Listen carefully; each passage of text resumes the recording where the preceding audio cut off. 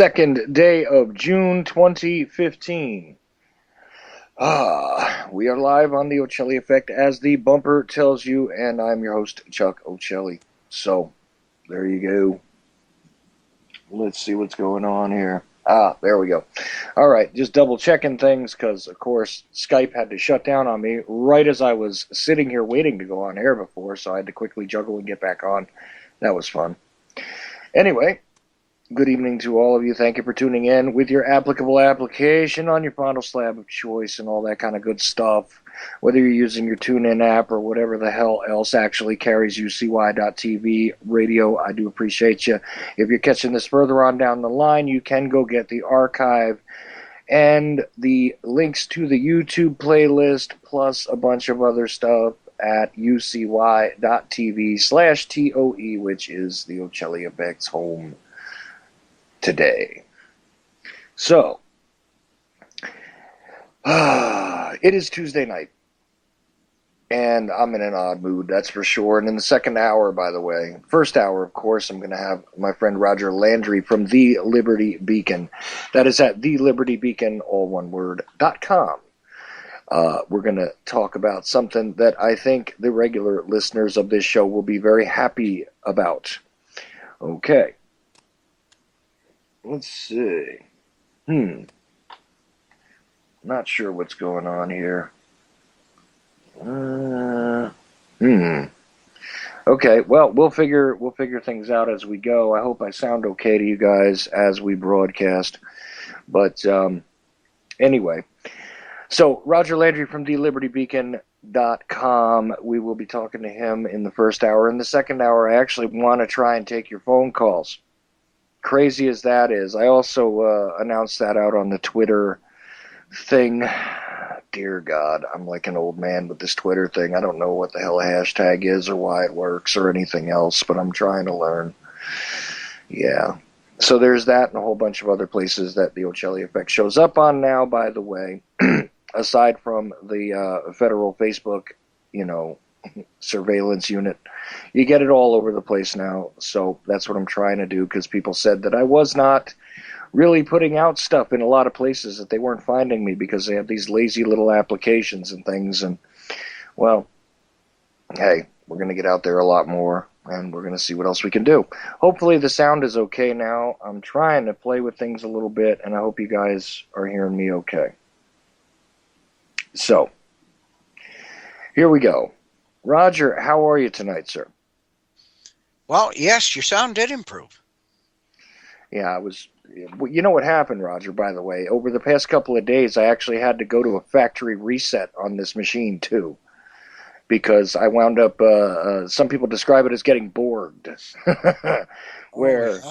yeah, where you end up with this rootkit thing in your system, and it starts just eating up data and revving up your machine and burning up, burning up disk space and using up memory and all these things that have nothing to do with any of the work I'm doing. It's just something that's happening behind the scenes.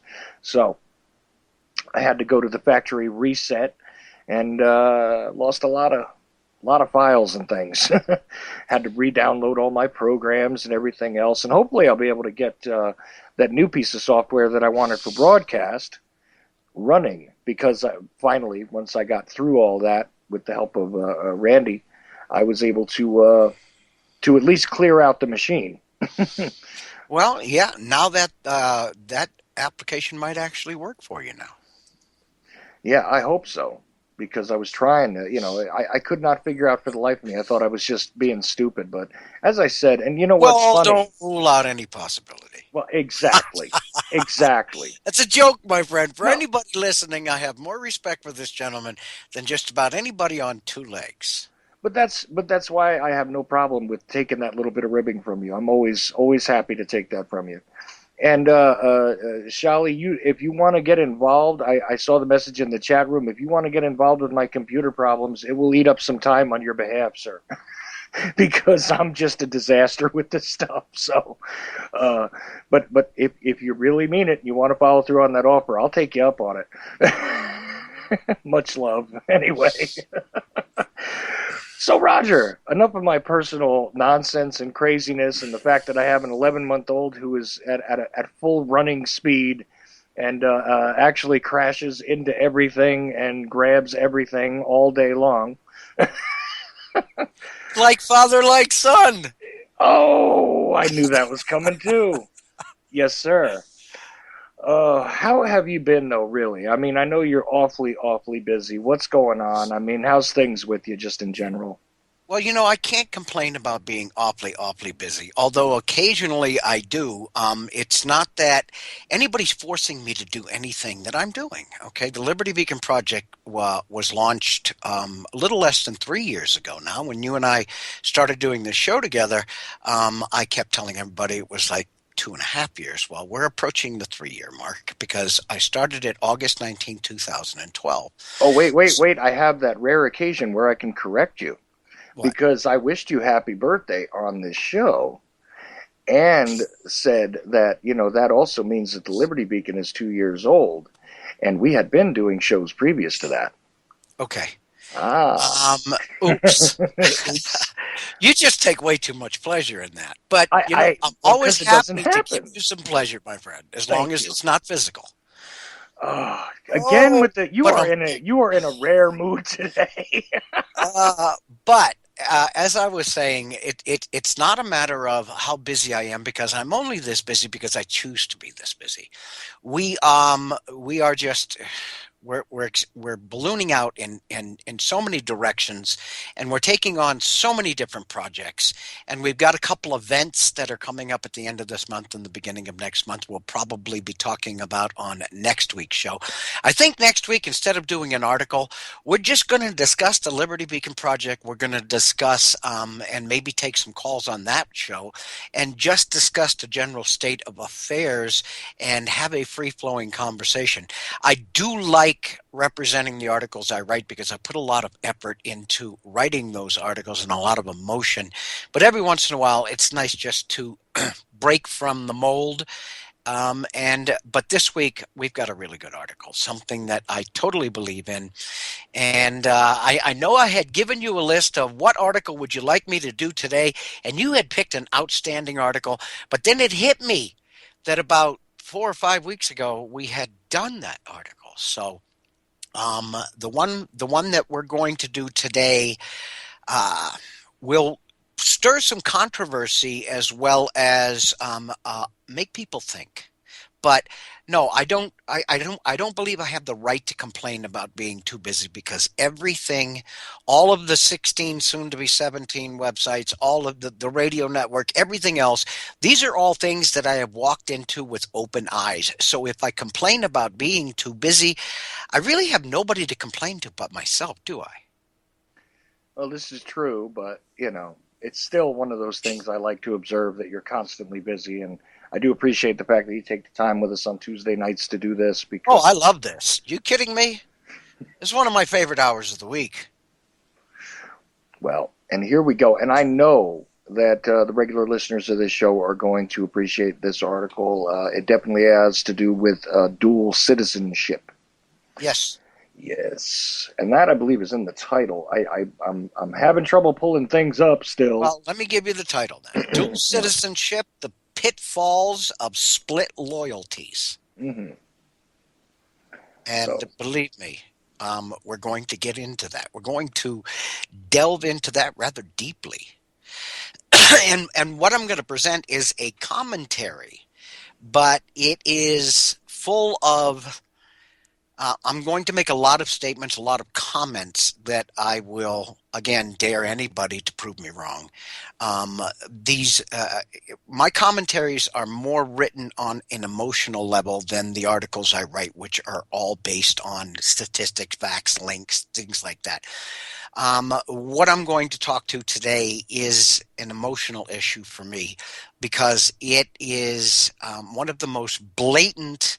Um, one of the most blatant slaps in the face to the Constitution that I'm aware of.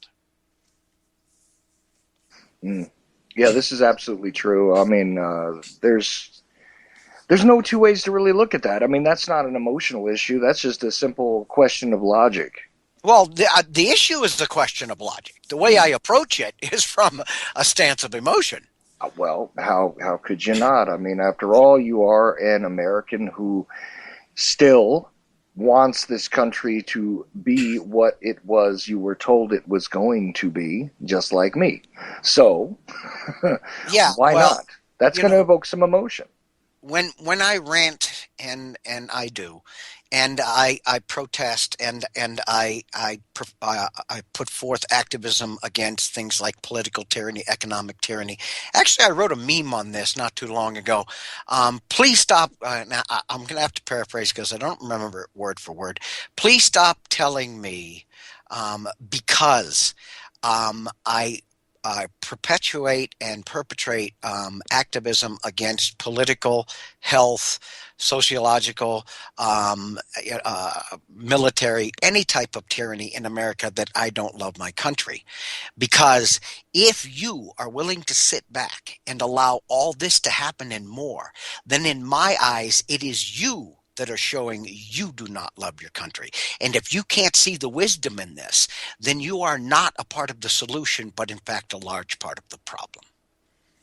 Right, right. See, again, it comes down to logic. It's an emotional platform, but it also comes down to logic. So Yes, I'm looking forward to this. I'm actually going to sit back and try and shut my mouth because in the second hour it's all me. So you're going to try and shut your mouth. yeah, I love the way you prefaced the shut my mouth with the word try because you and I have we have the freedom, and we know we do, to interject our thoughts into each other's conversations. So, if you feel like saying something, say something. But I want to see how successful you're going to be at this. uh, a test. Very good.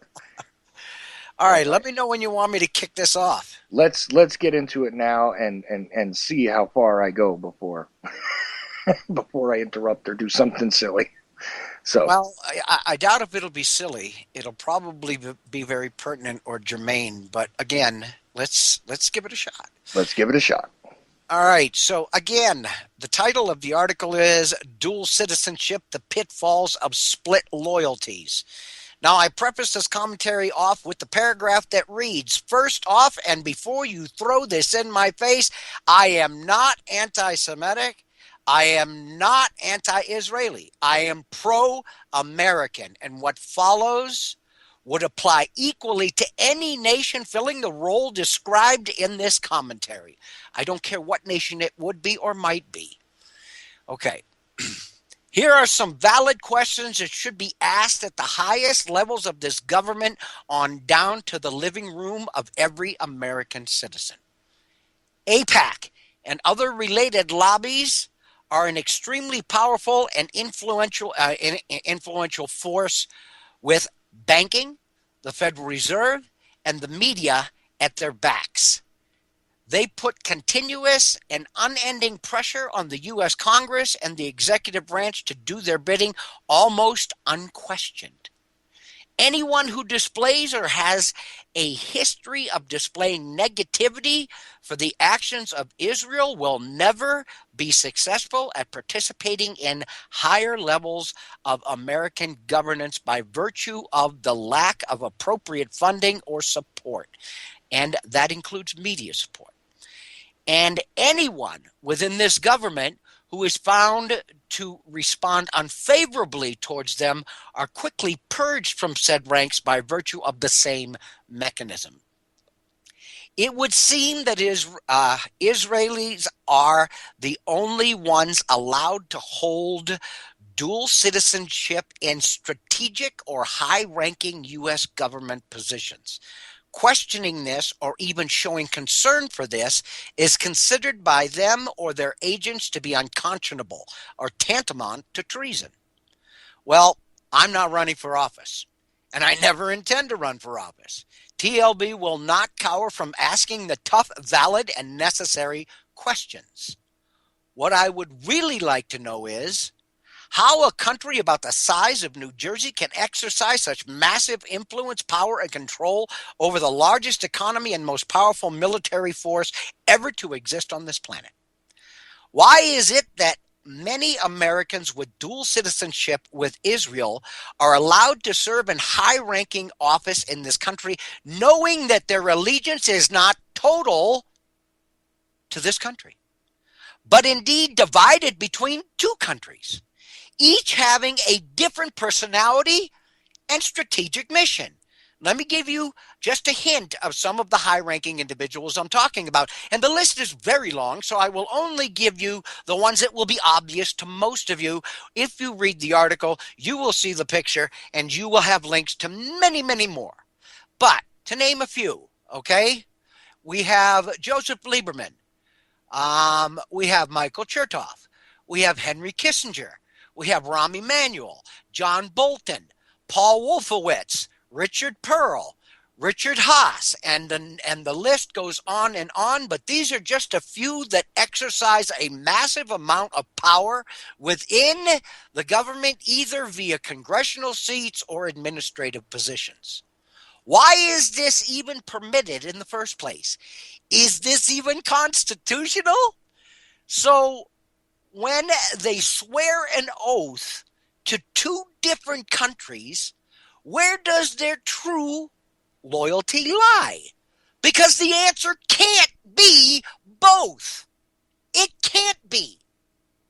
Just by the very, I don't know, structure of the oath itself, it cannot be to both nations. Which automatically, and this is not in the article, I'm telling you this, which automatically makes this unconstitutional. Okay, are they asked this question whenever a conflict of interest between the two nations they have sworn to serve arises? Are they asked this question under oath? Where do your loyalties lie? Doesn't their oath require total loyalty to we the people and the Constitution? So how can that be reconciled with loyalty sworn to two separate nations? It can't be. Again, making this unconstitutional. Okay, if push comes to shove, hostilities between America and Israel, who will they support or favor? Will their sworn loyalties to Israel embroil us in conflict we don't need or isn't warranted on our behalf? And for anybody out there thinking that hasn't already happened, you're an idiot. We all know it has happened. And it continues to happen. Will we attack Iran or Syria or any other regional sovereign nation because they threaten us from the other side of the world? or because Israel thinks we should and thus dragging us in by leveraging their many well-positioned, influential, and loyal citizens in this or any American administration. This is happening as we speak. This isn't a guess.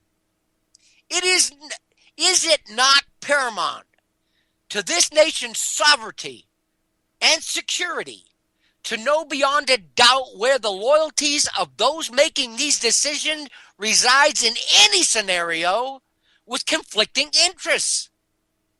Why does every U.S. presidential or congressional candidate feel that in order to be elected, they need the blessings of Israelis' power elite or AIPAC?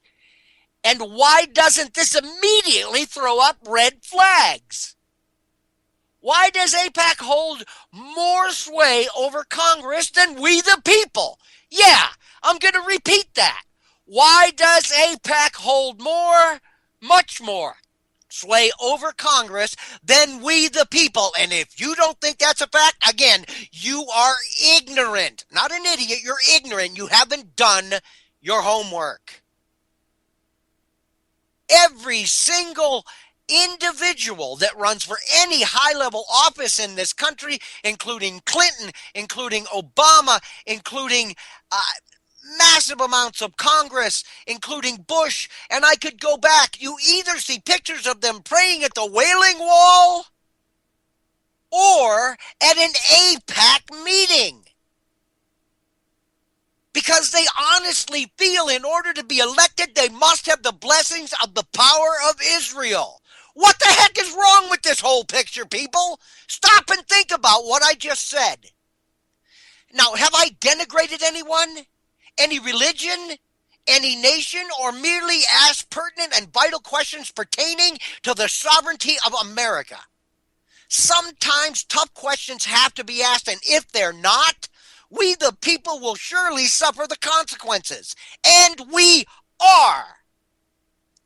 Next, we need to consider the questions above and their corresponding answers. Many of the answers to the questions I asked above, we know instinctively the answers. This forces us to realize that a foreign entity resides firmly entrenched within this government of, by, and for the people, exercising influence far beyond what our very founding documents deem acceptable, and far beyond what we, the people, the true leaders of this public, can exercise ourselves. If anybody out there thinks that what I just said is wrong, let me read this again, because this is the most important comment in this entire commentary. Okay? This forces us to realize that a foreign entity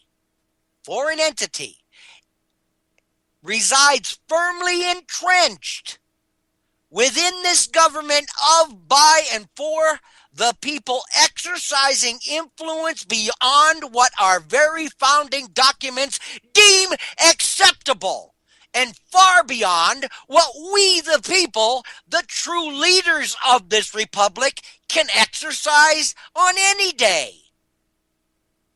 My last question to everybody listening: if any influence is ever exercised in favor of Israel over American interest by any of these agents, and that's exactly how they're defined and have to be defined, of Israel, and for any reason, is this in fact tyranny?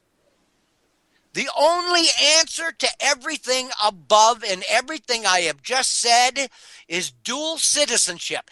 Get it the hell out of American government. It has no place. It is unconstitutional. And anybody sitting in any high-ranking position, whether it's congressional or administrative, that exercises dual citizenship is, in fact, performing treason to the Constitution of the United States. I dare you to prove me wrong. How the hell can you swear an oath of total loyalty to the Constitution when you have sworn an oath of total loyalty to Israel? It's freaking impossible. It can't be done. There's your answer, my friends. And yeah, I got sparked up early in this hour, didn't I, Chuck? And you did great, my friend. You did. I actually kept my mouth shut because what was I going to say? I mean, on the face of it, you take an oath, right? I mean, let's just break this down real simple. Don't you take an oath when you take office? I mean, isn't there such a thing as an oath of office? Don't they swear you in when you take one of these positions in government, and you're supposed to defend this nation from all enemies, foreign and domestic? If you have split loyalties just on the face of it, what does that say? It says that there is no way in hell that you can give your undivided loyalty to the American people and the American Constitution. By the very fact that you swore an oath of the same intensity to a foreign power, that alone makes what you are doing when you swear an oath to the Constitution anti-constitutional. It makes it an act of treason to the Constitution. Why the hell am I one of the very few people that can see this, Chuck? And I'm including you in that very few people. It's amazing to me that this is not part of the larger public discourse, and I don't care what nation it is. It doesn't even matter to I me. don't either. I'm not anti-Semitic. I'm not anti-Israeli. I'm not. You know, If and this was England, we'd be having the exact same argument. I would have written the exact same article. The only thing is, instead of Israel, it would say England. If it was Canada, then the name would have been switched to Canada. This has nothing to do with the people of Israel or the religion of Israel. It has to do with undue and illegal influence on the American government by high-ranking officials who are absolutely going against their oath of office and their oath to the Constitution. right, on every front this doesn't work. And why is this? See, this gets into a whole strange thing Well, because this will bring up some controversy, and I don't understand for a second why it should. It's plain and simple. It's black and white. It's clear as the tip of your nose. right, that's what the problem is that it's well, what are you supposed to do? I mean, there's just no way to maintain the two things. And meanwhile, why is this acceptable, to Israel? Why is this acceptable to country B anyway? That you have a citizen of that country who is an official in a foreign government. Well, if you go down that pathway, Well, what do you let's go come up down with? that pathway a little bit because what you come up with is, and again, I stated that within my commentary. Why is it that a country about the size of the state of New Jersey exercises more control over the U.S. government than we, the people, do? Stop and think about that a second. So why is Israel okay with this? Because it is a mechanism of influence and control. You add the fact that APAC is one of the most powerful lobbies that we have ever seen on the Hill. Right up there with Big Pharma and the military industrial complex. So they have huge sway. And then you take that and you add to it how many representatives, how many senators, and how many people within strategic positions, in high level positions in the administration, are dual citizens. And what you have is a mechanism, a powerful mechanism of control that Israel can use to squeeze people like you and I back away from the forefront so that our words are not heard as loudly. If you don't think that the media is not in a very large fashion controlled by these interests, you're wrong. So when you've got control over the media, you've got a huge controlling factor in Congress, you've got a huge controlling factor in the administration. Ask me again why is it that Israel is okay with this? You bet your sweet butt they are, and they promote the hell out of it. Oh, right. It's a little something called leverage, and this is Yes. what you do with, when you have a position where, and that still leads to stranger questions, doesn't it? Because that Go type ahead. of leverage, okay, is the same type of thing that you see throughout any criminal enterprise. This is the way it's done. There are a few people who get themselves some leverage, usually financially, usually by a threat of some sort, and this is the way they control things. But in this case, we have another situation going on too, where not only have they over time gotten a great deal of control over policy, but also the corporate interests, the financial interests, There's every one more big interest that you probably wouldn't even think of. Actually, you probably would, but I don't think the show's that long.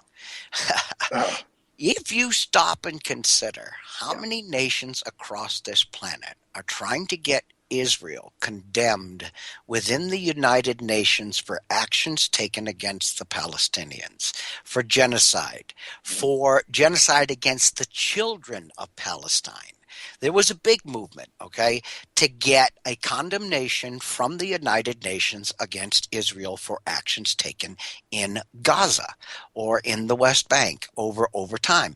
And who always stands up and who always uses their veto power in the UN Security Council to put a blanket of protection over Israel.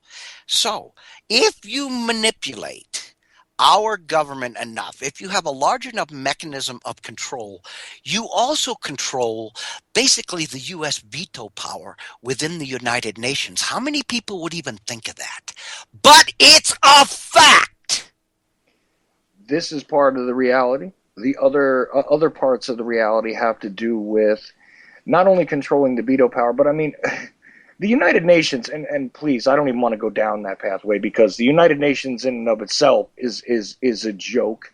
All of these sort of levying sanctions, attempting to bring up different nations via the criminal charges internationally, is all a political game. None of this stuff actually does anything. But even with that, Israel is always protected by the U.S., of course, under the guise of the idea that they are the only nation in that region that are allegedly on our side, right? This is always supposed to be a strategic thing. This is the excuse in the mainstream thought process, isn't it? Well, that's why they get, and everybody thinks they get like $3.5 billion a year in aid from the United States. If you knew the true number, it would make you cringe. It would make you cringe. And another thing most people don't know, a vast amount of the data that is collected against U.S. citizens via intelligence services in this country is sent to Israel for cataloging and analysis. Yes, contractors in Mm-hmm. Israel. All of our personal information, or a vast majority of it, ends up under Israeli eyeballs. Why? We already know that they're doing this stuff illegally, and now they're sending it out of the United States to be analyzed by a foreign nation. We could go on and on. And again, anybody who thinks that I hate Jews, that I'm anti Semitic, you're an idiot. We are not talking about a religion. We are talking about a nation. We are talking about leveraging the power they have within the U.S. government. We are talking about a nation smaller than the state of New Jersey that exercises more combined control than every U.S. citizen combined. If that doesn't piss you off, you're an idiot. Well, and also, I wish you would even stop saying that about not being. I'm not anti-Semitic. Well, It's that's the argument most people throw I, at I me know, but this when I is a start to talk about fallacy. this. But this is a fallacy. It's a It logical is. fallacy to begin with It is. because take a look at what Semitic people are supposed to be, And well, personally, I think that when I am saying things on behalf of the rights of the individuals who have been violated in Palestine, I think that I'm being pro Semitic, because those are Semitic people. Unless I misunderstand. I mean, Roger, you can go ahead and correct me, but let's Well, you let's know even what? put that I, aside. But I go ahead. would like to absolutely leave any mention or any discussion of religion and how religious people are supposed to act out of this conversation altogether because there is too much on the plate to even go there. Could we go there? Yes, we could. Could we compare Judaism to Zionism? Yes, we could. Is that the point of this argument? No, the point of this argument here, or the point of this discussion here, is is that we are permitting by not forcibly or not by not standing up in large enough numbers and saying we've had it with this, we don't want it to happen anymore. We the people making our voice known, we are allowing a foreign nation to have massive influence over not only our government but we the people. Mhm. That is treasonous. That is totally 100% against the Constitution. But yet we see it every single day and the influence grows. This is what we need to be talking about. We need to be talking about anti constitutional actions. We need to be talking about treason. Yes, but the reason why this argument is constantly shot down with this, anti-Semitic rhetoric is because there is this popular idea that being anti-Israel is anti-Semitic, being anti-criminal state is therefore by extension anti-Semitic. This is a way of shouting down the complaints. This is Agreed. one of those things that comes up, and it is, first of all, a logical fallacy. But hey, you don't want to get into that? Fine. That's not the point. I didn't use the word at all when I was saying criminal state, when I was discussing whatever. There's plenty of criminal states on the planet. Oh, yeah. But the fact that we're being leveraged by one, I was trying to make the point that this is an organized criminal activity that normally goes on. And I'm not bringing religion into the discussion here.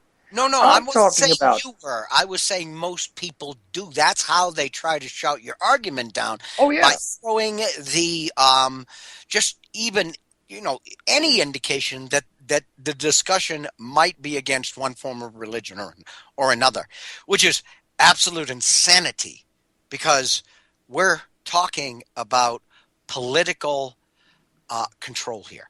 Period. right. Political control and manipulation. And it's basically espionage on a massive scale, but in broad daylight. In broad daylight. Yeah, yeah, hidden in plain sight. Yeah. Actually, it is. I mean, you speak very, very well to the 9/11 issue. We both are very familiar with the Israelis dancing on top of their truck as the Twin Towers collapsed. We're very familiar with how many Israelis have been deported from the United States for committing acts of espionage against this country, not locked up in prison forever. Now, I'm going to go off on a little side path here because of what I just said. You watch a Muslim getting caught committing espionage against the United States. He's going to end up in Gitmo or some prison in a hole so deep they'll have to pump sunshine down to his butt. Oh, But forget if it. you're an Israeli and you get caught perpetrating espionage against the United States, they put you on a plane home. Well, let me just be Italian for a What? second. Let me just be Italian for a second. Forget about it. They shot a guy today with a knife. They shot a guy today with a knife in Boston who's allegedly linked to ISIS. He had a knife. A knife. Yes, I said a knife. They shot and killed this guy in Boston, and they're linking him to terrorism, ISIS, everything else. A knife, Roger. Yeah. No, no, I understand. But the point I Yeah. made was, and the point you're just making, it's very, very valid. What we're seeing is such influence over our judicial system, over our political system, over our monetary system by a nation that is smaller than the state of New Jersey and has a population of about 7 million people. We see they are a favored nation when it comes to weapons, when it comes to money, when it comes to influence within the United Nations, being with the United States being used as their big stick to be wielded as they see fit. We are seeing a massive level of influence and control within this country that could never happen if their lobby was not allowed to exist, which Kennedy tried to get it kicked out because it was illegal. Mm, Okay? It's illegal for that much influence to be exercised by a foreign lobby. But it never happened. He got popped in the head instead. Okay, I'm not yeah. saying that's why, but I'm saying he did. So we're looking at a massive amount of influence across the spectrum in this country that can only be described as unconstitutional, but yet it is practiced out in the open. Hmm. It's not hidden. You don't have to go digging for any of this. You wait and see who runs for president. I will kiss your butt on Broadway at high noon and let you sell tickets if you don't see a picture of that individual or any senatorial congressional member standing in front of the Wailing Wall wearing a beanie praying. Yeah. Yeah. Where is this insanity coming from, people? This is all directly against the Constitution they swear an oath to. They are displaying the influence that their other sworn loyalty is to. They are telling you that, yep, I'm running for a position in the United States, Mm. but I really don't think it's going to happen unless I get this Israeli power structure behind me. Wow, what's that all about? Yeah, well, isn't that odd? And it cracks me up when I hear people referring to the possibility that Sharia law could be introduced into different areas of the United States, and they're worried about the Muslim boogeyman. They're worried about them infiltrating the legal system, getting involved even more so on the social networks, getting into the psychology of the youth, getting into positions of influence, causing things to happen in the streets, etc., etc. They're all paranoid about the big bad Muslim boogeyman, and they're not watching the influence that, again, a nation about the size of New Jersey, not a big state, I was born there, With the uh, population of New York City. right, right, they have leveraged and done a whole lot more than you can even imagine these boogeymen having done, with the exception of maybe, with the exception of, well, of course, I don't buy the whole Muslim doing damage on our, on our soil here nonsense. Okay, so it's not going to happen in my mind. But hey, if you want to go that way, you could say, Well, well, unless you count in false flag events. see, that's the problem. Is once you actually understand what's going on, Yeah. and the other problem is, of course, because I'm always, and I say this. I said this off the air recently, and somebody told me this was probably one of the smartest things I ever said. Is that one of the things that I push back against the most is the intelligence agencies and exactly how out of control they are, what's going on. That's generally the main theme of what I do, and I didn't even really realize that that's really what it was.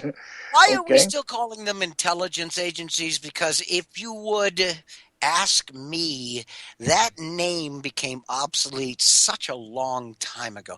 We need to have a different name for them other than intelligence agencies. Like, I don't know, backstabbing agencies, like complicit agencies, like sold out to the highest bidder agencies, Mm. like we work for the elite agencies, like anything but intelligence agencies, because they all themselves, when they take these positions, take an oath to the Constitution. Hmm. But yet, a good 80% of what they are perpetrating against the American people is so anti constitutional or unconstitutional, it's insane.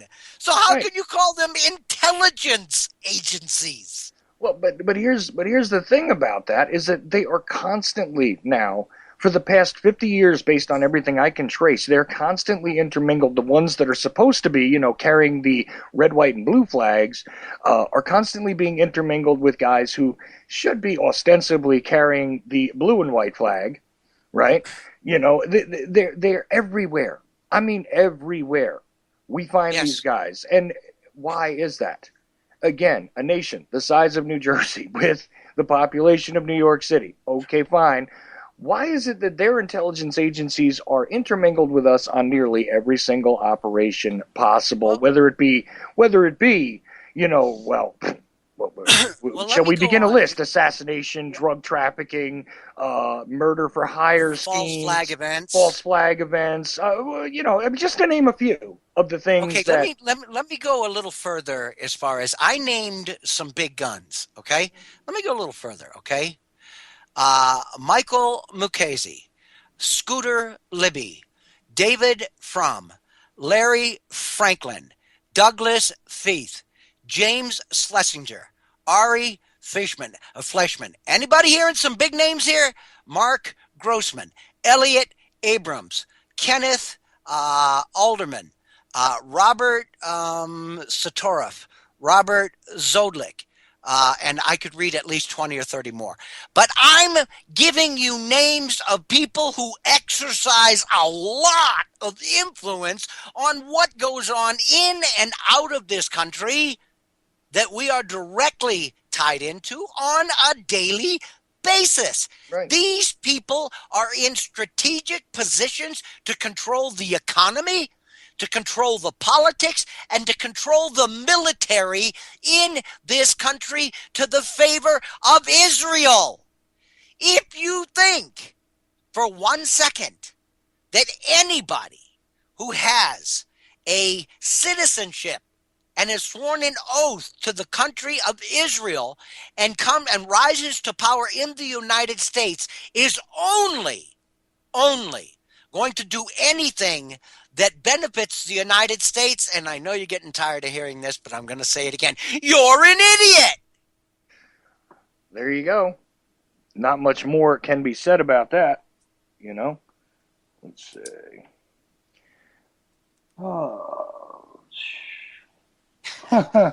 No, you would not believe the amount of messages I'm getting Oh, I would. through Skype right now. I've got contact requests. People want to get in on the discussion. I got somebody giving me a news flash about anti-ISIS coalition holding an emergency meeting. Uh, Well, I no, got I know what happens. You know what happened when I published this oh, article originally? what Oh, happens? man, I never got more comments on anything. It was like a barrage. But what I need to tell you is that 90% of those comments were positive. We're in agreement. We're a pat on the back. See, I'm never been known to speak softly. I've never been known to pussyfoot around. I've never been known not to call a spade a spade.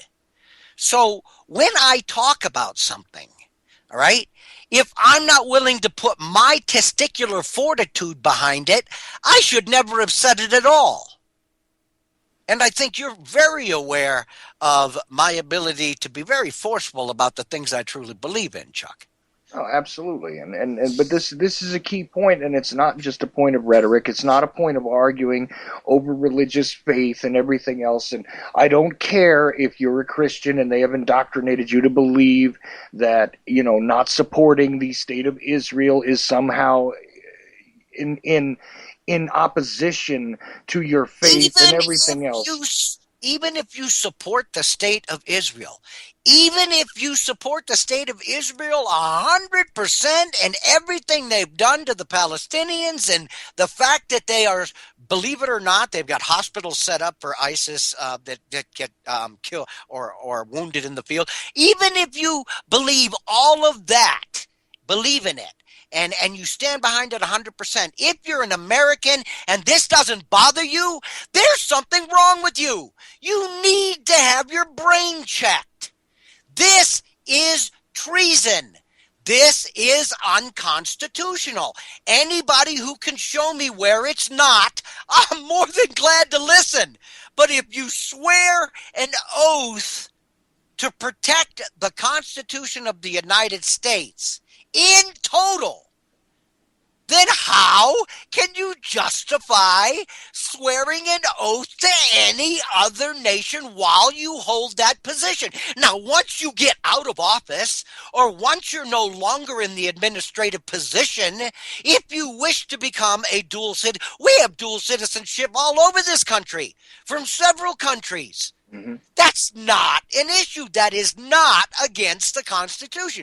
But if you are in a position where you swear an oath to protect the United States because of the position you're in, whether it's a political position, an administrative position, an elected position, or a military position, or a law enforcement position, you are swearing an oath to 100% loyalty to the United States, its people, and the Constitution. There's no room in that for a second oath. There is none. The Constitution doesn't say, unless you're a citizen of Israel, then it's okay. Does anybody see that in there? Because if you see that in there, show me where it is, and I'll apologize to this entire audience. Yeah, And I admit want where to. I'm wrong. I want a copy. Okay, I want a copy of the Constitution that says that. Yeah. Really, I do. Okay. So this is just flat out, undeniably wrong. And Right. nobody can possibly put an argument against what I've said. Nobody can. I dare you to. And I absolutely agree with you. And it doesn't even matter what nation it is. No, That's the it fun doesn't. part. You want to talk about why this could be a potential problem, from a functional standpoint, sure, but we don't even need to have that discussion because at the end of the day, it's just a matter of divided loyalties means questionable loyalties, which is not what you're supposed to be occupying yourself with if you have been employed to be a defender of the Constitution and the people of this country. Period. Absolutely. Absolutely. So, This because, brings to yeah. mind something else that I can throw. You want to talk about throwing a rock at a hornet's nest? I published an article not too long ago about Obama telling the commanders of the military forces that they need to, and there's already 81 of them. So nobody out there can tell me that it's not happening. Okay, to enlist illegal aliens into the U.S. military. Let me explain something to everybody out there. Having been in the military for 8 years and working for the military industrial complex for 22 years after that, I know for a fact that if you are an illegal alien, you have committed a felony. By crossing that border illegally, that's a felony. It is illegal for anybody, unless a judge expunges your record, anybody with a felony to join the U.S. military. One, they're not U.S. citizens, so they can't join the military. Two, they are felonious, so they can't join the military. And three, what Obama is doing is being done by executive order, and he does not have that power. By the Constitution, only Congress has that power. So again, now he has committed an unconstitutional move by making a executive decision to allow illegal aliens into the military.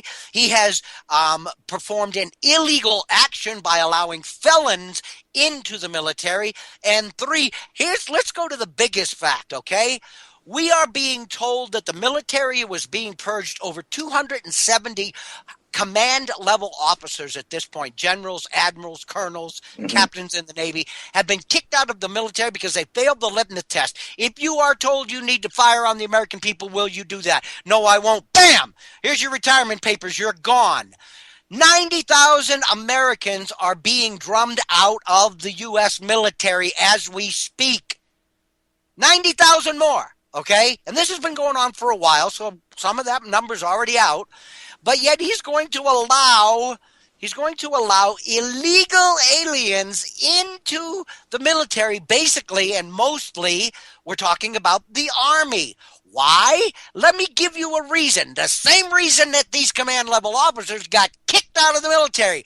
Because if I come from Guatemala or I come from Mexico, I have no special love for the American people. And by golly, I don't even know what the Constitution is. So if my commanding officer tells me if these people don't do what you say, you need to shoot them, who do you think is going to shoot Americans quicker? A God loving, God fearing, red blooded American Marine? Or somebody from Guatemala who knows he's on the fast track for citizenship because he's in the U.S. military? He's going to pop a cap in your head so damn quick, you'll never even get to think twice about it. So here we go again. We have a system that absolutely is defecating all over the Constitution, and a president who is allowing illegal aliens as we speak. 81 have already been enlisted into the U.S. military. Illegal aliens, not legal aliens, illegal aliens. Sorry, Chuck. Had to No, throw that in. no, it's fine. Of course, this is something that I haven't studied myself. I got to be honest, so I don't know much about it. I've heard some talk about this, 81 to date so far. but Illegal it's aliens in it's the a U.S. Now we've had foreign nationals in the military for a long time. When mhm, I served in the Navy, we used to have Filipino cooks and stuff. Okay, but they were only allowed in. But you've got to remember, the Philippines used to be a U.S. territory. right. Even after they got their independence, they still had some basic U.S. citizen rights. One of them being that they could join the military, but they could only serve in non-sensitive positions, such as cooks or other positions like that, laundrymen or whatever, positions that didn't require any level of a security clearance. So anybody out there who's listening to me and says, oh no, we've had illegal aliens in the military for a long time. No, we haven't. We've had legal foreign nationals in the U.S. military for a long time in restricted positions.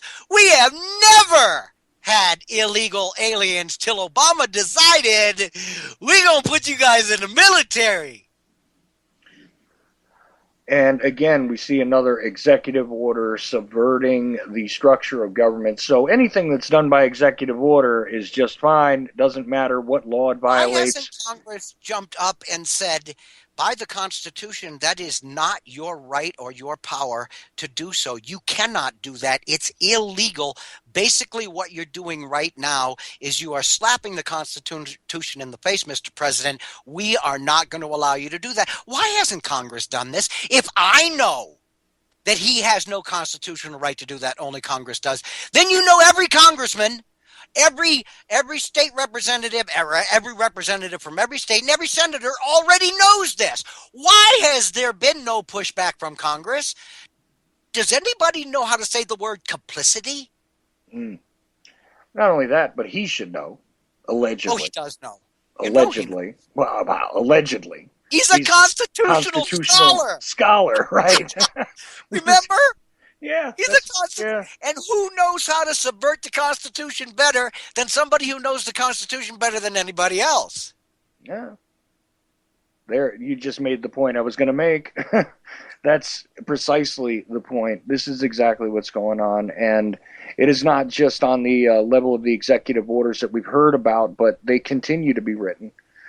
They continue to be enacted. They continue to be executed. Right along with our rights, right along with the Oh structure of yeah. our government, piece by Well, we're piece. we're we're, you're about to throw me out the door. I know you are, especially after the flack I just raised and the hornet's nest I just stirred up.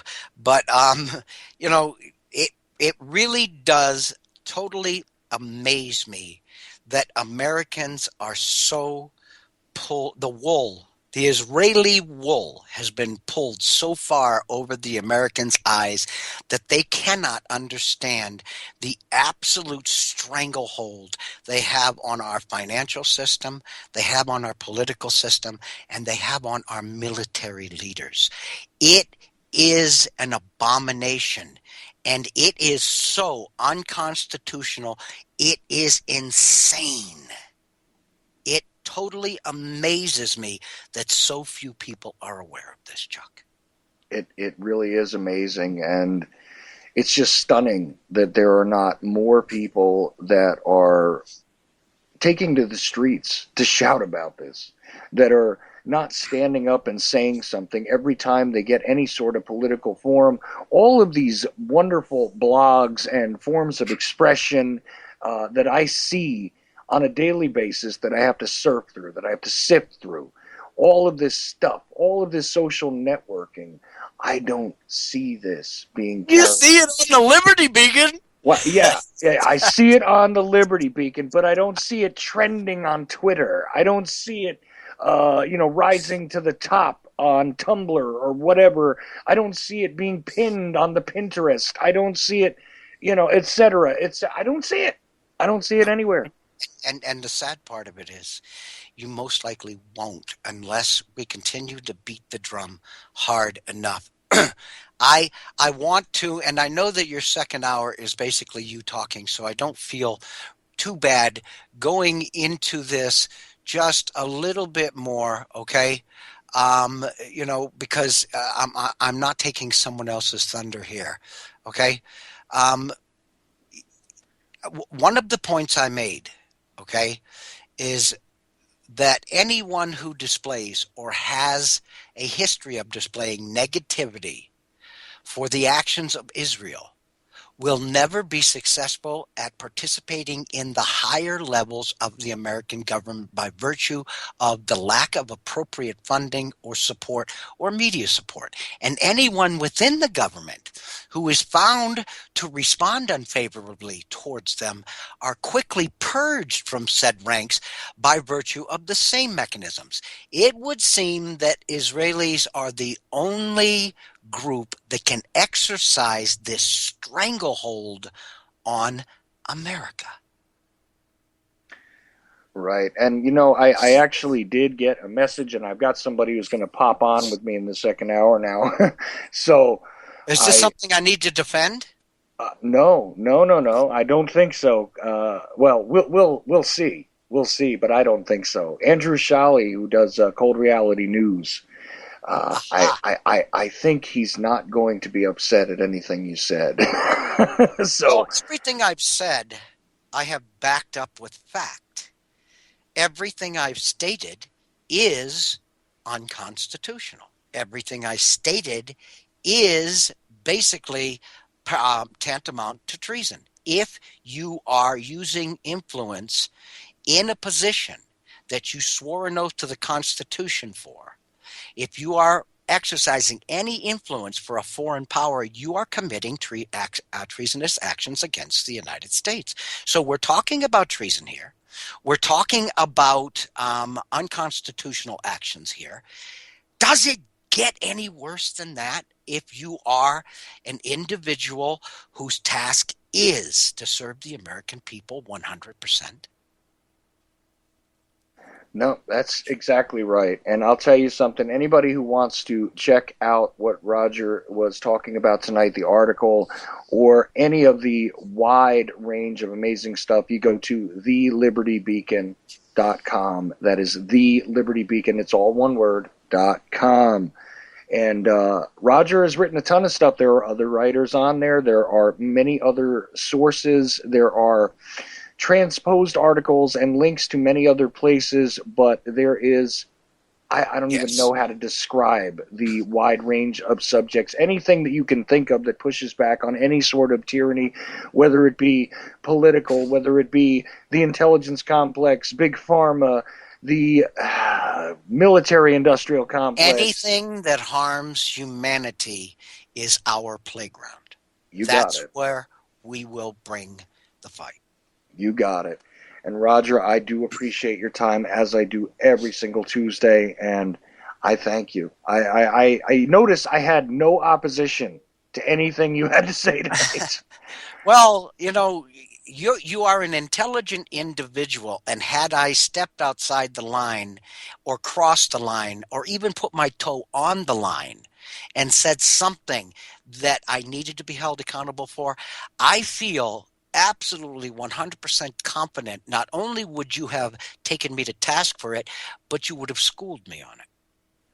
Well, I try, but it doesn't happen very often, Roger. And Okay.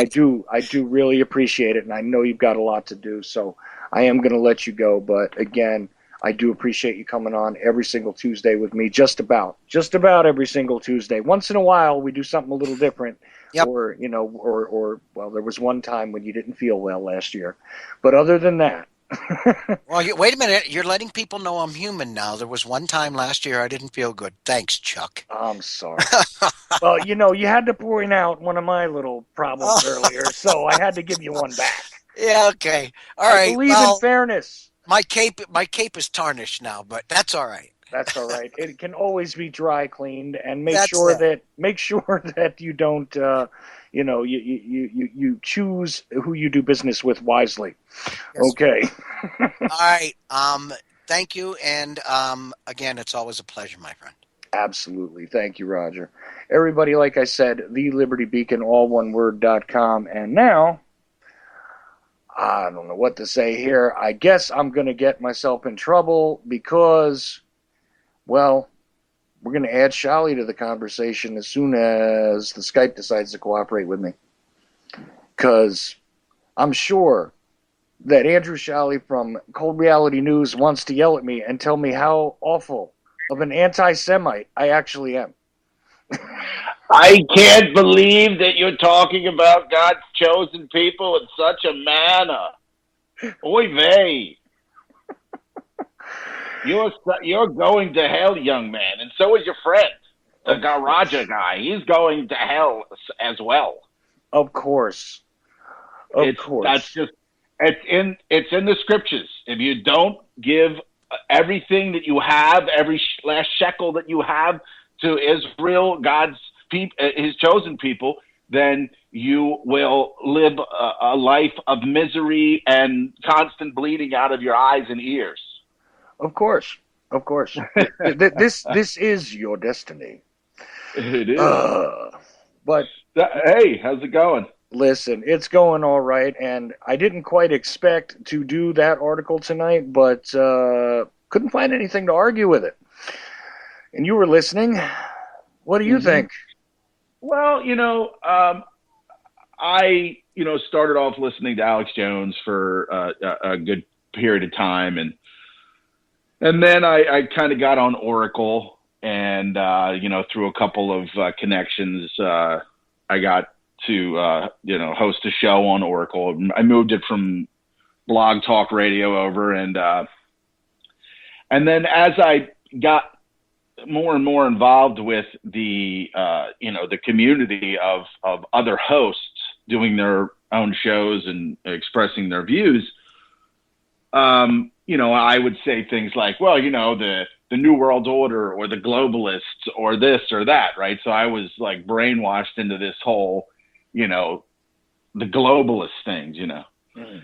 And then somebody kind of corrected me and they said, listen, I think we're going to clear this up, pretty quickly for you because you might not really have a lock on what's really going on in the world and who really controls things. I said, go ahead. And he said, it's the Jews. And I was like, oh shit. Right. Not that I bought it all at that one moment, but it started to make a whole lot of sense.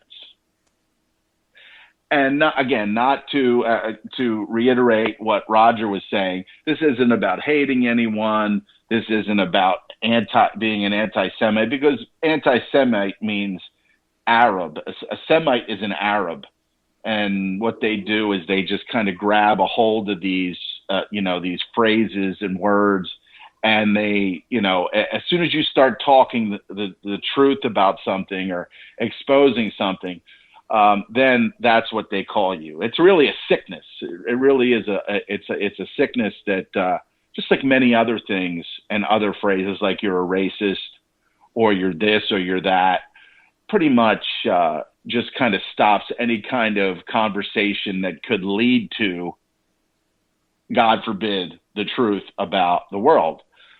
Well, right, and you heard what I had to say there. As I said, first of all, being anti-Semitic, that whole phrase is a complete misnomer because, Mhm. in my estimation, as I said, being for the Palestinian people's rights, being for not wanting to see them tortured and pained and having their children murdered and having, an unfair military power beating up on a civilian population, I kind of find myself to be pro-Semitic in that way. Maybe Well, I'm in, God help you. maybe God I'm in help you. maybe I'm incorrect here. I mean, correct me if I'm wrong, Shally. I mean, is that not a logical thing to think, or am I just? I mean, maybe I'm out of my mind. Well, see, now the thing is if you're pro-Semitic, then that would sound like you're pro-Jewish. But people don't understand what that means. So what you're saying is you're pro-Arab, which means that you're you're pro-Palestinian. Well, Because the bottom line here is that when this land was stolen from, and there goes the ice cream truck. okay, I was wondering what that was. Yeah, that's inherent to this area. It's Mr. Softy. That's what they call it. Nice, nice. I miss But those. I miss those. it's like Sorry. it's like 60 degrees. It's like 60 degrees in Nightmarica, in this area of Nightmarica. So, Nice.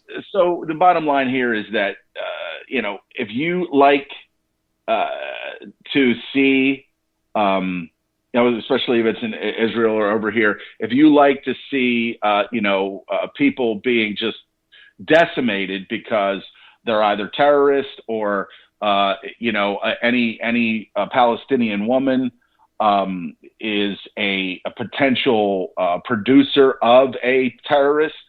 That's what American people are told. I mean, when this whole thing was breaking out over there before, one of these, I don't even know if I can call her a woman or even a human being, but she was part of the government over there, and she said that they should just kill all the women because they're just going to give birth to, terrorists.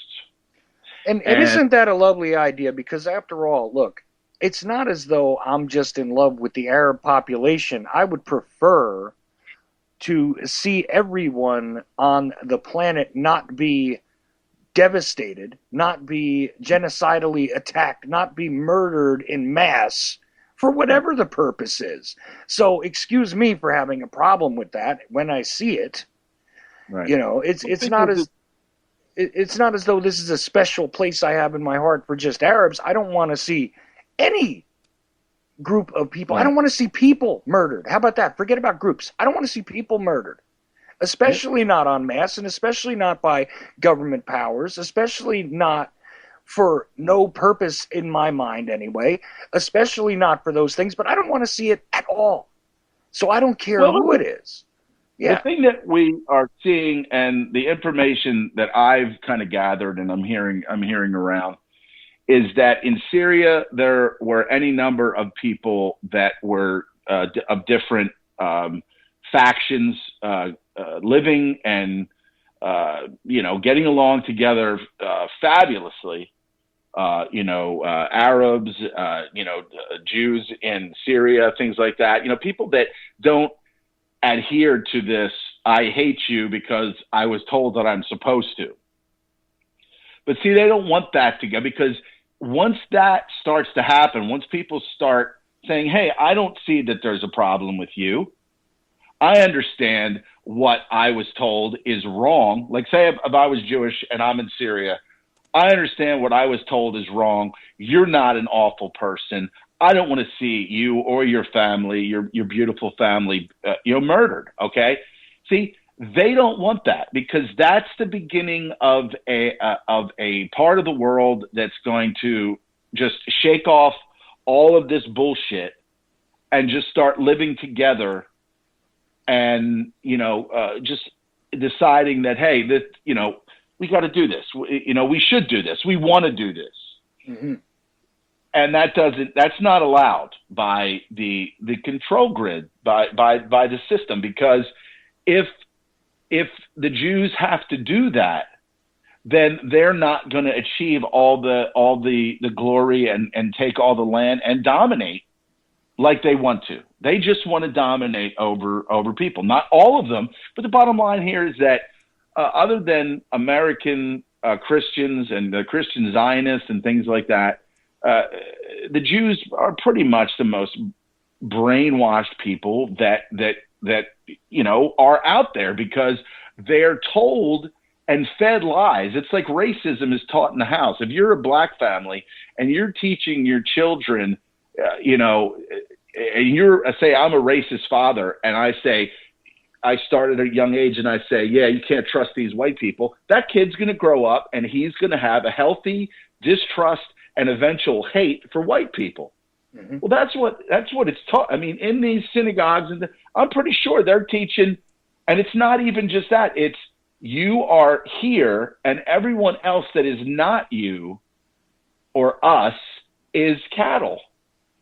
I mean, that's a pretty fucked up thing to say to anyone. But when you do it at a young enough age, and that's when this stuff gets started, then you get this separation. You get this sickness, this brainwashed mental sickness, and it's hatred. And that's why Israel is an apartheid state. They're a communist state. Right. They put up a partition. A lot of these Palestinians can't even travel on most of the highways there. There's a guy by the name of Miko Peled who wrote a book called The General's Son. Actually, I kind of pissed him off on Twitter, and I think he blocked me. But either way, I'm still going to speak positively of his word, because his father was one of the first Israeli generals, and when they got in there, there was 500,000 Jews and 1.5 million Palestinians, roughly. I guess they did a census over there before they, in the plans, because this was in works in like the late 1800s and into like the 1900s, when there were any number of publications that said 6 million Jews are being prosecuted and persecuted all over the world. 6 million. They just love that. They just love that number for some reason. They just love it. So it was just 6 million Jews are being punched in the face. 6 million Jews are getting spitballs spit at them. It just whatever it is. They love it. Okay. So because this was their process. I guess, I don't know. I mean, when you look at it, when you listen to it, I get opinions from any number of different people, you'll hear things like, and I don't know if I believe it, but you'll hear things like that they are of the bloodline of Cain, and that they are, that the Bible says, beware of those who say they are Jews but are not. Mm. And I do not believe that. I mean, even that, what's his name? David Ben-Gurion, he was an atheist. And he was like one of the first prime ministers of Israel. He was an atheist. Right. If you listen to a lot of Tex Mars, and I actually met him out in Santa Clara. I went out to the Conspiracy Con out in 2010. Met a lot of people out there. I met Jordan Maxwell. A number of different people, Tex Mars being one. And Tex is just a terrific guy. When he speaks of the Jews, he doesn't speak in hate, but he'll be called an anti-Semite. He just speaks the truth, And he just did, if you look up, it's very interesting. If you look up, he did, Jeff Rentz had him on, and they spoke about Israel is not actually a Jewish state. And the reason being is that Truman kind of flim-flammed the Zionist in America. Mm-hmm. And he said, if you're a Jewish state, then you cannot be a democracy. So it mixed things up. So do yourself if you want to listen to it, just kind of jot that down. Jeff Rentz, Tex Mars, not a Jewish state or something like that in Google, and you most likely get that link. Yeah, and I Well, found Mars's stuff really interesting, and I think it's a fair comparison to the concept of victimization being part of the culture. When you talk about black versus white in this country, it's the same kind of thing, where generationally what was happening and what seems to be happening less. I got to be honest with you, it seems as though they didn't get the same kind of foothold here that they wanted when it came to the divide and conquer strategy, because it's sort of changing among the younger population. But there was a long time there, generationally, it didn't matter what the situation was. It didn't matter what the actual legal position was regarding your state. I mean, we know about Jim Crow and we know about all that, but that wasn't the majority of this country.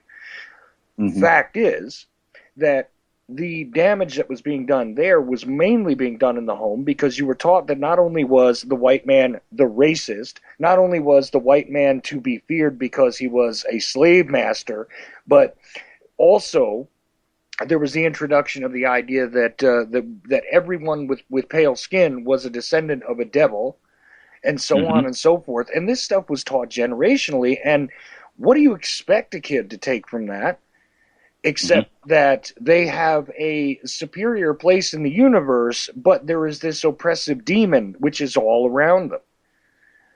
Right. Well, And the thing their here is, actions grow from that. And but this is the same kind of thing, except in reverse, isn't it? Where it's like it's the superiority as opposed to the victim thing, but they've combined it with the victimization, haven't they?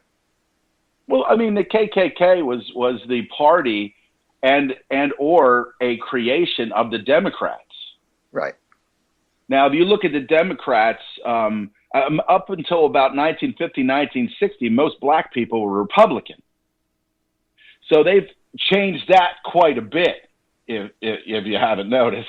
Yeah. And that it came in with the civil rights and a lot of that stuff to give to create the welfare state, to do as so many different things. But the KKK was basically the party of the Democrats, and they figured the best way to be able to control these people. And I mean, you got Margaret Sanger saying they're all weeds, and but they want to put that bitch on the $20 bill, right?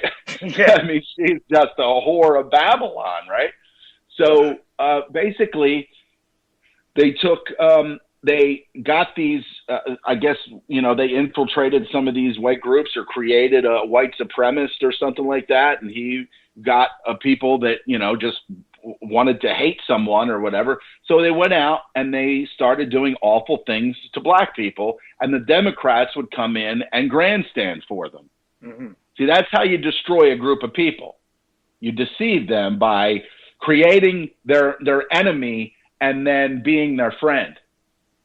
It's very evil. In fact, those people should be slowly boiled in oil. Anyone who would even think about doing that. But we know that there's awful, just unbelievably, incredibly awful things that have happened throughout time. Mm. And it's funny because on a massive scale, if you think about it really quickly, the American people at this point have been put in that sort of position because we have been given to the idea that we have this big Muslim boogeyman who is after us all over the place. They're infiltrating our society. They're attacking us. They created the greatest injury to us on our own soil ever, allegedly, with the September 11th attacks. We need to continuously pound these people one way or another because they are not our kind of people. They hate our freedoms, Charlie. All that. Oh, yeah, absolutely. Yeah. Right? So it's the same kind of thing where it's them actually doing the attacking and at the same time coming in to say, we're your friend, we're going to protect you from the attacker. Yeah. It's the same concept, isn't it? Well, it's the same. Yeah, it's the same concept. I mean, it was written about. If, in fact, when you go back to the guy who was like one of the head masons of the day, said that there's going to be 3 world wars and that the last one's going to be Muslims against, the rest of the world. I mean, there's more to it than that, but we know that it's. I mean, just this morning, 10 o'clock this morning, at Capitol Hill, there was a press conference with Rand Paul, Walter B. Jones, Congressman, North Carolina, Massey, Lynch, a number of the families who lost a loved one in 9/11. Mm-hmm. And they have a website, or Walt Jones created a website called 28pages.org, where 28 pages basically say Saudi Arabia was behind, and there's a lot more to it there, but they were behind, the financials and all this different things for, basically they attacked us, right? Among other aspects of it. And so Jones eventually became aware of this, Walter B. Jones, and then he read Senator Graham, or I don't know if he's a senator or a congressman. I want to say he's a senator. But he brought it to his attention, and then it all just kind of started to get a land of its own. Next thing you know, they create this website, and now, but you notice there's no Fox on it. There's no NBC, CBS with Gail and Charlie and the lovely Nora O'Donnell. Nobody's saying anything about it. No, but I mean, and that's just a red flag right there. Something as important as this. Like, if you can find somebody who's completely brainwashed and say, did you know that this was going on this morning, that there was they're basically saying that Saudi Arabia had, but most people would say, oh yeah, we know that most of the hijackers were Saudis, right? So that's the little blurb that was fed, because they knew eventually some of this information was gonna get out there. Right. So let's put that out so that if people do hear it, they'll dismiss it because it was said during the so-called investigation, just like the one in Kennedy's killing, and all the investigations that had ever been done, right, were all done at with a fine-tooth comb, and nothing was omitted, and everything was put out there. The bottom line here is that getting to that point, we've all been deceived. I mean, I've had a friend of mine who, listened to me on Oracle, and I met through, just kind of like, I met you through UCY. So just people that I network with. Right. And he worked on Wall Street, and he said, you know what? He said, America is a Jewish experiment. How else can we understand and calculate and put together what Roger was saying? That how do we give them $3.5 billion plus dollars? These people are living the dream with money. How many of them? How many? 70 million? And the fact that no matter what happened, I mean, other than, when they wanted to go to war with Syria over the fake gassing, right. Maybe if it was 6 or 7 years ago, it probably would have happened, but it's getting out of hand. I mean, I've had people that I know, Jewish people that I know, that this guy knew that I was doing a podcast. Right. So when I got involved with Oracle, I started doing like roundtables, and then they wanted me to, host a couple, but I didn't know what I was getting into. And the next thing you know, a couple guys got on there, and they were saying some pretty outrageous stuff, right? Like violent type stuff. Right. And I was just like, so I wasn't into that. That's never been what any of what I do has been about. And at one point, my friend clicked on it and was just like, "Oh my God, what was going on there?" Right? Mm-hmm. But he doesn't know. He's part of the Jewish masses that has no idea that any of this stuff is going on. But all they know is that, hey, I'm part of this community, and if somebody's going to say something about us, then I'm gonna, Well, right, and there's something to be.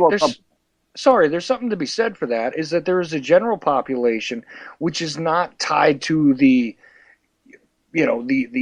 terminals of power, which is not really involved in the discourse regarding this stuff. They're not involved in the decision making. They don't even know that most of this is going on. There's a whole huge population of people that are not in on the game, Yeah, but they're also not gonna say, killing a child and blowing its arms off and all that other stuff, they're not gonna speak against that. Even if you show them the information, they'll say that is the propaganda when we know it's the other way around. That's the problem. With the early brainwashing of the Jewish community, of Jewish young children, they can get them to buy into whatever is said. And believe me, that's the plan, to get everybody thinking the same way, everybody in that group to think the same way, to support that country no matter what. And that's the way it's done, is that if you can get everybody to be in a defensive posture over a supposed common ground that they share, this is the way it's done. And then if anything comes out that is, contrary to the goals and the wills of that group, then you turn around and you essentially say, well, that's just made up, that's fiction. This can run a lot of different directions. This is what the problem is, and this is why I am always saying, no matter what I say, no matter what anybody says on these shows, please think for yourselves, always. Don't be a follower. You don't have to be a leader, but you don't have to be a follower. There is a way that you cannot participate in the hierarchy when it comes to allowing your mind to be controlled. You can actually be an individual. There is a possibility of that. You can believe whatever you like. I mean, yeah, people can believe that they're an individual, and they can be told you're a unique and special individual, just like everybody else. Mm-hmm. So, but yeah, that's the goal for us to, or it should be for us to be able to think in ways that are, to question everything. Like RT says, question more. Like Larry King says, question more. Right? He never goes away, that guy. But the thing here is that we, the educational system has its agenda. The government is in control of that. I mean, no government, in the very beginning, it should have been said, listen, no government is in charge of any education. The states are involved with their own education, and that's it. If New Jersey wants to teach, woodworking, if California wants to specialize in dildo manufacturing, whatever, okay? The bottom line here is government should not be involved in healthcare. They should not be involved in education. They should not be involved in a lot of things, because that is, what we look at it, and Roger said, it's unconstitutional. These people don't know what the fuck the Constitution is. Obama is and should have been erased from the White House 3 or 4 years ago. Right. I mean, he is out of control with the immigration, like Roger said, with all the executive orders, which really mean nothing. But most people have no idea that it's just, we should start saying, thank you and goodbye and good night and all those other things. And that's an executive order. People think, oh, did you hear that? That's what we're supposed to do now. Bottom line is, it's just an executive order. It's not law. It's not anything. It's just another, bullshit, thing. What Obama just the other day was saying, I never participate in any kind of agenda to divide people. And I mean, that's all this guy's done. What? Exactly. And that's the funny part. Like I said, and like he said during that hour, it's amazing that this is exactly the guy who's allegedly a constitutional scholar that is also participating in the further dismantling. He's not the beginning of the problem, but he's the acceleration point here. And Al Gore got an Oscar for, an inconvenient, what is it? Inconvenient truth, yeah. Because they want, oh my God, Al Gore totally got like an Oscar for that documentary. It's totally got to be true, right? I mean, that's what we get. That's the way people are. That's why I used to love the way they portrayed him on Futurama. You Al Gore on Futurama? What's that? Yeah, Like Al Gore? yeah. You ever see I Al Gore remember on him Futurama? on South Park with Man Bear Pig. That was That classic. that was good too. But if you ever see him on Futurama, he's one of the heads in the jar, and he's the emperor of Venus or Mars, I forget which. I'm gonna have to look that up now to see because I didn't and I know somebody who watches it, but maybe just not some of the later stuff. Oh, check that one out. You will crack up when you take a look at the mannerisms and how he's discussing stuff and showing up, and it's just hysterical. But anyway, Here is what and there's maybe some clear-cut ways to really get people to think. I guess that if you can't change their mind by having a conversation with them, which would be ideal, right? yeah, We got to figure out ways to like wear a T-shirt like that says your news is fake. Or just like really, I mean, I would get a shirt that says on the back, your government is creating viruses to kill you. mm. I mean, listen to what Jules is talking about with all this Bill Gates stuff and reanimating the Spanish flu and all this other stuff. They, but then I think this, and this is something that just really blew me away because someone that I talk to quite frequently, someone who, the guy that worked on Wall Street basically said that they thought that he was Jewish. He's not, but they thought he was. So he was in like the inner circle and he was allowed to be someone. There's the key. All right. He said, America's a Jewish experiment. He said to me, he said, listen, I don't really fall for a lot of this conspindustry stuff. He calls it conspindustry. Okay. And he calls Alex Jones a carnival barker, which pretty much is. Yeah, that's a carnival barker. That's fair. funded by powerful Jewish people and protected by powerful Jewish lawyers. Mm-hmm. Okay, so the bottom line here is he said, I don't fall for a lot of this conspindustry stuff. He said, but I have been paying attention to something that I would have dismissed, but the guy was talking math, and he said, I know a bit about math and physics and things like that. Mm-hmm. And he says, it's a real good possibility. Now, you better put your hands on the side of your head, man, because your head's probably going to fucking explode there, Chuckles. Okay. He says that we've been lied to by NASA on a massive scale. Okay? Massive scale. Uh-huh. About the moon landing. All you had to do is really just on YouTube go, a funny thing happened on the way to the moon. Watch that. And then, say whether you think they did or they didn't go there. They've got pictures of Earth that are like so old. And they also have pictures of the Earth spinning at different time intervals, and the clouds don't even morph or change. Okay? That's weird. So there's a thing that's going on out there now. And I challenge you to take a look at this. And when you do take a look at it, give it some time. Don't just dismiss it. I know that you're a free thinker. That it's very possible that we don't live on a ball. Huh. When you look at the guys, the three guys that went up there, Armstrong and the other two fellas, okay, they're Masons.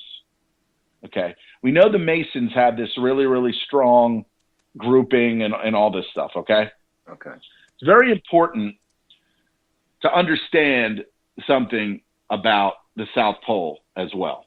Okay, now the South Pole is. There's a treaty. There's a South Pole Treaty that is agreed to by the Russians, that's agreed to by the Americans, and a number of other different countries. And this happened in 1959. There was a treaty that was agreed upon. And did you know that no planes fly over the South Pole? Everything's redirected. There's nothing that flies over the South Pole. Yeah, I've read that before. So keep that in mind. It's very, very possible, very, very possible that we do not live on a ball. Okay? So I'll send you some information. Take a look at it. And it will literally blow your mind because the things that they say, okay, are absolutely mathematically driven. The numbers don't lie, man. Numbers don't. We know they use numerology to do certain things, but numbers don't lie, okay? Right. You're on a ball, on a planet that curves. The line of sight, every mile that you go out, if you went on a flat or just and you walked out away from me a mile, you would lose like 8 inches of line of sight. If you went out another 2 miles, it would then go exponential. You would lose like maybe about 32 inches or something. Okay. Or maybe 64. Okay. In these videos, you will see them, and there will be a ship out on the ocean.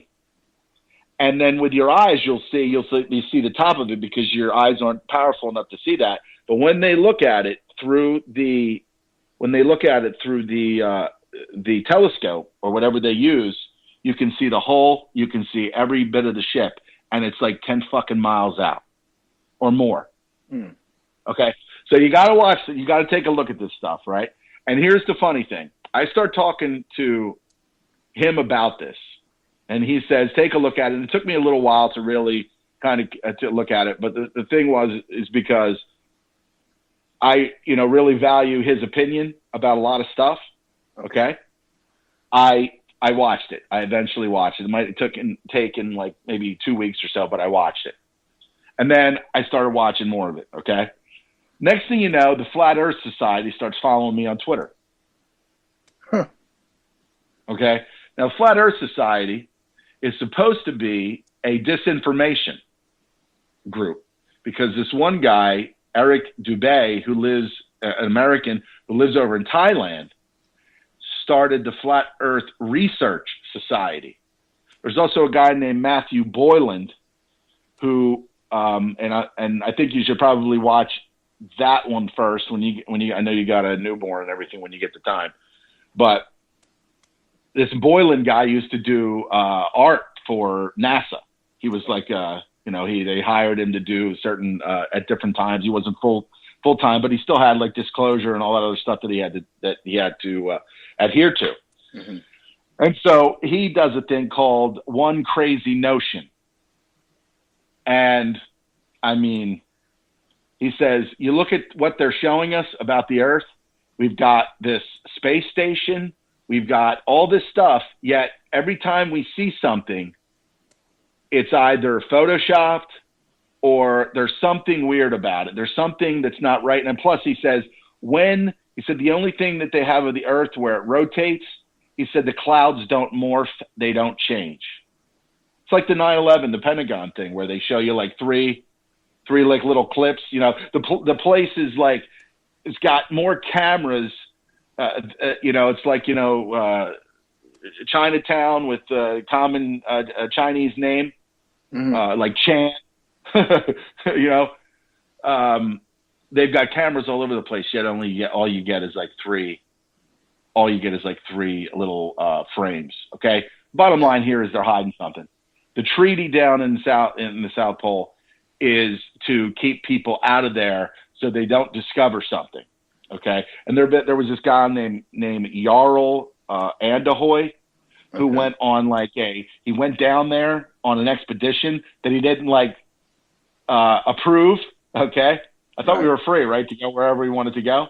And then they claimed some kind of environmental protection, just like, national security when they don't want you to know something. Very, very interesting, man. So I wanted to take 10 minutes to bring that to your attention because I can guarantee you that they are lying to us about things that we've just taken for granted for a long time, like we're living on a ball and all that other stuff. So Well, yeah, I guarantee that there is a lot of these sort of generally accepted sort of pieces of wisdom that have been just accepted over time that are completely fictitious. There's probably tons of them. I say probably only because I don't have the capacity to have wrapped my mind around all of them. I'll tell you one weird thing that happened when I was working on a project once. We got off on this strange tangent with a guy who wanted us to look at the Apollo 11 mission. And if you know how to make a request, I mean, nowadays it's a little different, but back then, if you knew how to make requests to the National Archives, you could get copies of just about anything that they had there. If you went through, you knew the RIF number, and you made the request, and you paid for the transfer and all that, right? Right. Did you know that the Apollo 11 missions, the video of that just doesn't exist? Yeah, that's right. The guy says that. The guy said it. He said it doesn't exist. Yeah, it literally doesn't exist. It just they don't have it. They say they must have been lost. One of the most important things that you could say that's ever been fucking done, and they don't know where they are. Yeah, but see, I know that not from internet chatter. I know that from a request. That's what happened. If you send the wrong RIF number, or if you don't enclose your money to get your transfer, like if you wanted a forensic copy of the Zapruder film, it'll cost you about $800. Okay, stuff like that. All right. I know how this stuff works because I used to do it because I wanted the primary documentation when I was looking into things to know what I was dealing with, guess what? Yeah, Apollo 11, you can't get the film. Anybody who says they have film of it, it doesn't exist. That's bizarre. How could you wouldn't want... See, there's people in the chat now that are pulling up all these different things, trying to not discredit what I'm saying, but in their mind is struggling with what I'm saying. And this is something that was happening as I was listening to. I was struggling to try to understand, and at the same time, not knowing that much about, the Earth and the planets and the moons and things like that. I didn't have, but then there's a lot of people out there that have been very interested in it, have had, a telescope and they've watched this and the stars and all that other stuff. Did you ever notice that when you look up at the sky at like the sun and the moon, they're supposedly vast distances away from the Earth, but they're the same size? They literally look like they're the same size. Well, see, that's a weird thing for me because my eyes don't do what a lot of people's eyes do. I've tried to explain this before. Like the color white to me is not a solid color. Like I have a prismatic effect in my eyesight. So honestly, the entire world looks different to me to begin with. Well, maybe the world looks the way it should look to you. And it's not a problem with you. Maybe everybody else has the problem. Well, but there's weird stuff that I see that I can't explain. I got to be honest with you. There's a bunch of stuff, and this happened to me when I was a little kid, and this is the only reason why I don't dismiss what you're saying about the possibility that we're not living on a sphere. First of all, a spherical representation has significant spiritual meaning when it comes to a lot of these, what people would generally classify as occult concepts. But the sphere is an extremely powerful thing. Why do you think we call it a sphere of influence, by the way? Exactly. There is a precise reason for that, because a sphere has a great deal of influence. There's a metaphysical explanation for this that's just kind of eluding me at the moment, but look into it for yourself. Yeah. We look at the South Pole as being this like blotchy white icy thing down at the bottom, right? Mm-hmm. But just imagine if you took that, and what they're saying is that if you look at the UN map of the Earth, which has 33 sections to it, by the way, of course, that just imagine it being flat and the ice is surrounding us. not at the bottom, but surrounding us. And if we flew over the ice, or if we were allowed to fly over the ice, we'd see something different because we wouldn't cross over the ice and then come back around the other side. And why wouldn't NASA fucking lie to us about this? Why wouldn't someone, they've lied and deceived us about everything, nearly everything. Why wouldn't they tell us? Because, you know, if you're on a planet, it's a prison planet. There is no escape from the planet. But if it was a flat Earth model and there were other land masses, and what this guy Boylan says, there's more land. Okay? So it's this, we're surrounded by ice, just ice, and then there's the water, and then there's the continents and everything. And it even says that the continents are actually not the right size, or have, as they measure them out, they're not the same size. Like some are vastly bigger than others that are not represented on the globe and all that other stuff. So why wouldn't they lie to us? I mean, well, you know, and I don't know about what you were taught in school, but I mean, even when I was in school, I was taught that was based on the distortion of trying to represent the globe as a perfect circle, and it's not a perfect circle. It's, you know, oblong and all this other stuff. And when you flatten out a map, it changes the dimensions, which makes sense. If you take, you know, a basketball and you cut it up and you lay it flat, it's not going to appear to be a sphere again, right? So, you know, stuff like that. Or if you were to try and represent an egg as a perfectly round ball, it's going to distort the figures on it. I mean, for instance, if you even imagine that you draw a triangle, an equilateral triangle on a flat surface, you get a certain amount of degrees. If you draw that thing and you put the point to the, you know, the apex to the base of that equilateral triangle, and you draw the same thing on a sphere, you get double the degrees that you would have gotten if you had put it on a flat surface. So these things kind of make sense. But then again, like I said, I've always seen distortions and anomalies and things that I don't understand in the sky, in vapor trails, and all kinds of weird things that other people don't see. Like gasoline, for instance, I see the fumes. People don't see the fumes. I do. You know, I know that sounds weird, but I can actually see it. And some people say, well, it might actually distort the light a little. No, I see them. There is actually a tangible, measurable thing that I see. Yeah. And you've seen them as well? Well, yeah. I mean, I've my eyesight's been pretty good up until lately. Well, because I've actually thought that I was pretty sure that I was diabetic. Because I started, experiencing certain things, as far as, you know, just some of the, a good number of the certain side effects of it.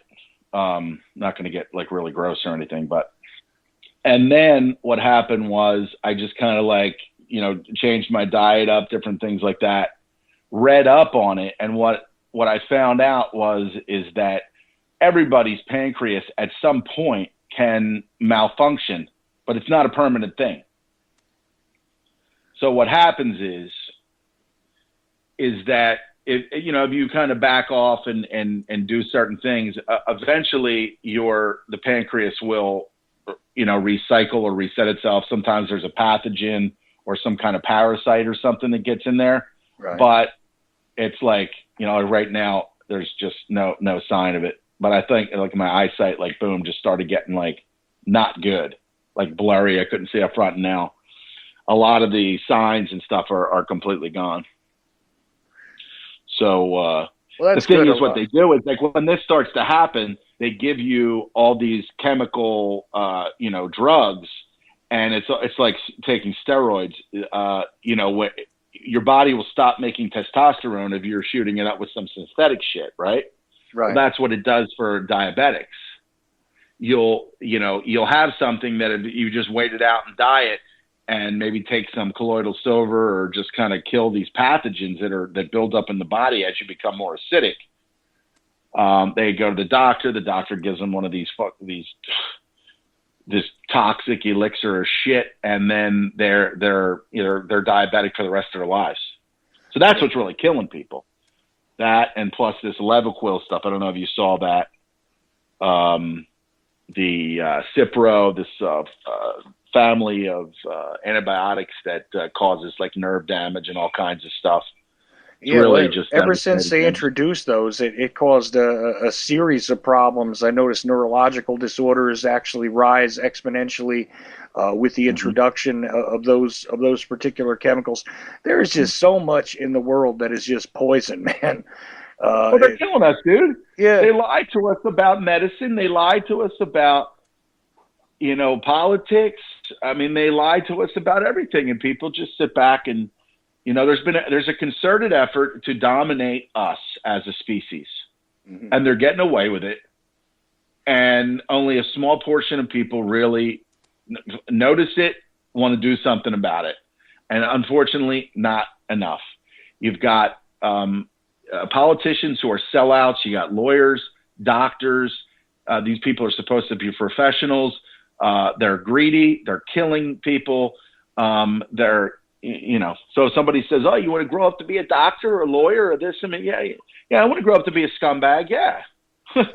The real doctors, the real people that point this stuff out and start treating people holistically, naturopathically. Those are the real heroes. These are the people that are the real heroes. You're the real hero there, Chuck. I'm kind of a hero. Jules is super. She's like a super. She's like head of the Justice League of UCY America. she's the superhero of superheroes. We're the Avengers, bro. We're the Avengers. We're fighting Hydra and all these other scumbags, man. This Cut is one head sure. off and then another appears. Yeah, you know what? Heroes, one night you and I are gonna have to have a discussion about real value, because this is one of these things that's been sticking in my mind lately. And if you could sort of convince the masses to adjust what they believe is value on the planet, it would change everything.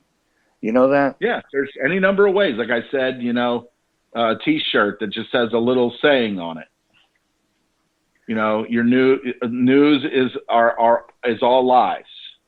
Just something that people are going to pick up on. And there's people out there that think, and when they think some of these things, it makes them feel like important, like they're different. Because that's what society's done to us.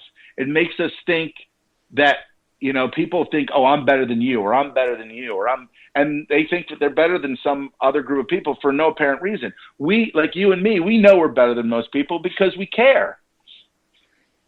Your wife does a great job. I heard your wife, do the Saturday night program. She's terrific. I mean, we care. We're better than people because we care.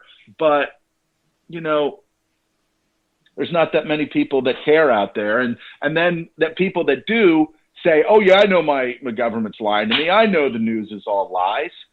And then they think that they're better. They think that they're smarter than this other group of people out there. So it's all deception. We deceive ourselves every day, and they deceive us. It's just deception planet, man. Yeah, it's just a continuous spreading of the virus of deception. That's what's really killing us at the end of the day, is ignorance. And I definitely will talk about real value, and I would, I definitely would like to. Your Roger is, man. He's even more. He's even more, just fired up than me, than I get. He's good, man. He's very good.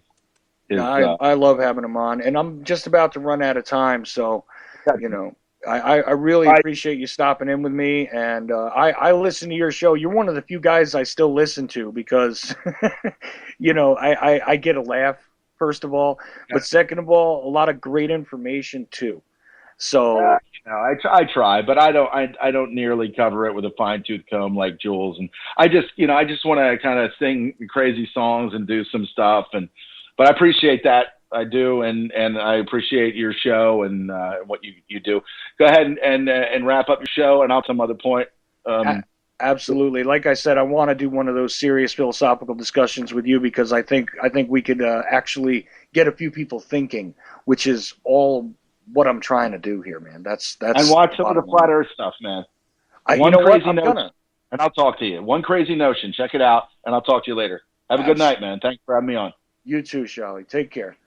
Andrew Shally, Cold Reality News on Sundays on UCY here. Like I said, one of the few guys I still listen to. And I want to thank anybody who decided to tune in and listen to what I'm doing here tonight. And that's it.